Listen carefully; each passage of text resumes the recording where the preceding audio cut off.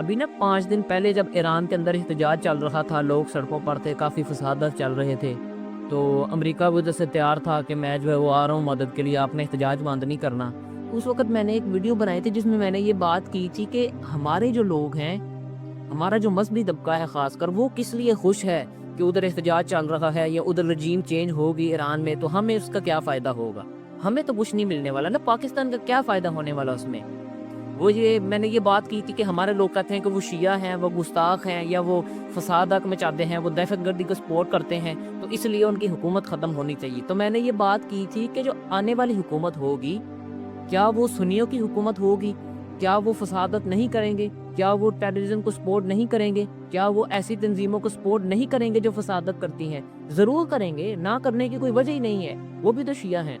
لیکن اس بات پر مجھ پر بہت سارے لوگوں نے اعتراض کیا، کمنٹس کیے، مجھے پرسنل میں میسیجز کیے کہ آپ جو ہے، آپ کو تب کیوں نہیں تھے بولے کہ جب جو ہے وہ ایران عراق کے اندر یہ کر رہا تھا، ایران شام کے اندر لبنان کے اندر فساد مچا رہا تھا، جب ایسے کرتا ہے، مطلب کافی سارے مجھ پہ اعتراضات کیے۔ تو میرے بھائی، میں نے کب کہا ہے کہ موجودہ حکومت ٹھیک ہے؟ میں نے تو یہ نہیں کہا، میں نے تو اس وقت بھی یہی کہا تھا یہ بڑے بغیرت ہیں، میں نہیں کہتا یہ ٹھیک ہے۔